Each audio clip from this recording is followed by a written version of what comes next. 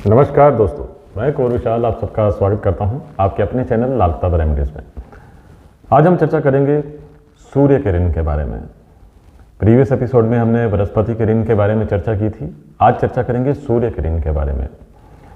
दोस्तों, सूर्य का ऋण जिस कुंडली में होता है, सबसे पहले उसकी निशानी ये है कि यदि 5वें घर में कुंडली का जो 5th हाउस है उसमें शुक्र या पापी ग्रह हो।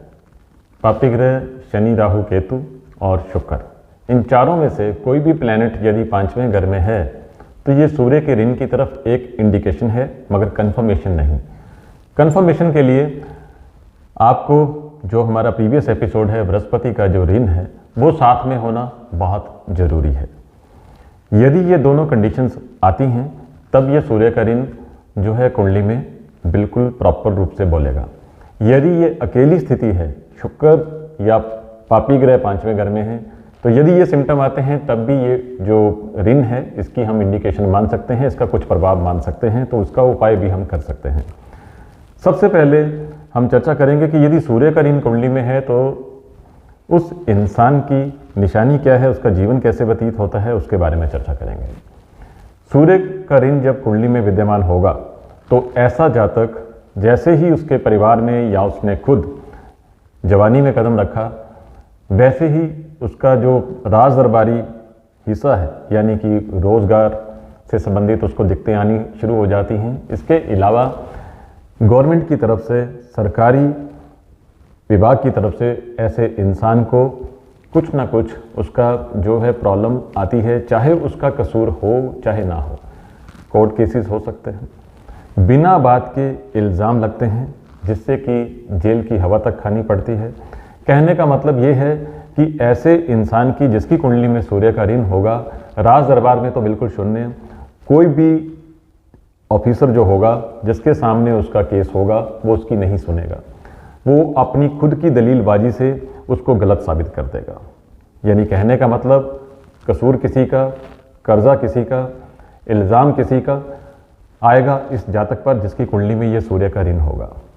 उठती जवानी से लेके बुढ़ापे के शुरू होने तक यानी कि 48 की एज तक लगभग उसको अपनी इच्छाओं को कफन में ही जाते देखा। कहने का मतलब ना तो राज दरबार में कुछ प्राप्ति हुई, ना खुद के रोजगार में प्राप्ति हुई, यहाँ से भी बच गए तो खुद के शरीर में ही दिक्कतें आनी शुरू हो गई। तो इस प्रकार उसका ये जीवन जो है जवानी से लेके बुढ़ापे तक इसी प्रकार से बीतना शुरू हो जाता है। तो दोस्तों, यदि ये ऋण कुंडली में है तो इसका उपचार बहुत ज़रूरी है। जब ये उपचार कर लेते हैं तब सूर्य का ऋण जो है अपना जो प्रभाव है वो ख़त्म कर देता है। और यदि ये उपाय नहीं होता तो उस कंडीशन में ऐसे जातकों को रिलीफ जाके उस समय मिलेगी जब इसके पुत्र बल्कि पोता होगा, वो भी जब 11 साल का हो जाएगा या 11 महीने का या 11 साल का, तब जाके उसको इस ऋण से निजात मिलती है। अदरवाइज़ यदि आप अपनी कुंडली में ये पहले से ही देखते हैं और ये सिम्टम फेस कर रहे हैं तो इस सूर्य के ऋण का उपाय करना बेहद ज़रूरी है। उपाय क्या है, बड़े ध्यान से सुनिए। अपने खानदान के कुल मेंबर जितने भी हों, यानी कि अपने दादा से लेके परदादा से लेके बहन, बुआ, बेटी, दामाद सब गिनने हैं, बुआ वगैरह सब, उनके बच्चे सब गिनने हैं, किसी को भी नहीं छोड़ना, सबके सबकी गिनती करनी है। और एक चीज़ का और विशेष ख्याल रखें, कुछ लोगों के सवाल थे, जो जिंदा हैं उनको गिनना है, जो इस दुनिया से जा चुके हैं उनको नहीं गिनना है।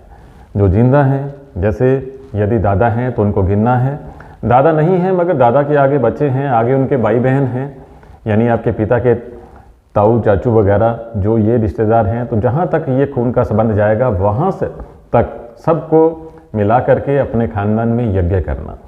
यज्ञ आप किसी भी तरह का यज्ञ कर सकते हैं, और यज्ञ यानी गायत्री का भी यज्ञ कर सकते हैं, या आपके परिवार में कोई रीति रिवाज हो उसको फॉलो कीजिएगा।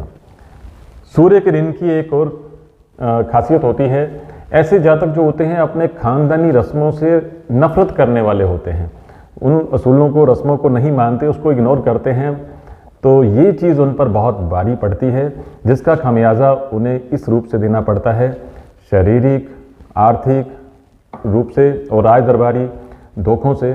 ऐसे जातकों का सामना अक्सर होता रहता है और इनसे पीड़ित होते रहते हैं। इसलिए यदि कुंडली में सूर्य का ऋण है तो ख्याल रखिएगा, अपने खानदानी रस्मों और रिवाजों को बिल्कुल भी बंद नहीं करना।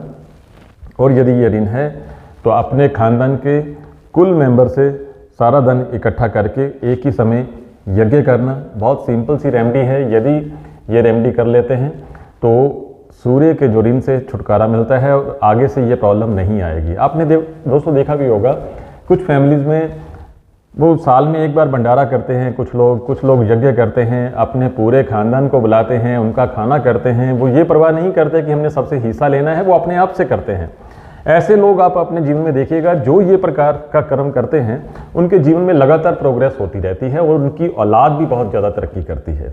तो इसलिए अपने खानदानी रस्मों रिवाजों को जरूर मानिए, उनका पालन कीजिए और हो सके तो साल में एक बार, कम से कम एक बार जरूर यज्ञ कीजिए, भंडारा कीजिए, अपने पूरे परिवार को बुलाइए और फिर देखिए आपका जीवन कैसे खुशहाल होता है। इस प्रकार की और भी जानकारी हम आपसे शेयर करते रहेंगे। हमसे जुड़े रहिएगा, खुश रहिए, आबाद रहिए। धन्यवाद।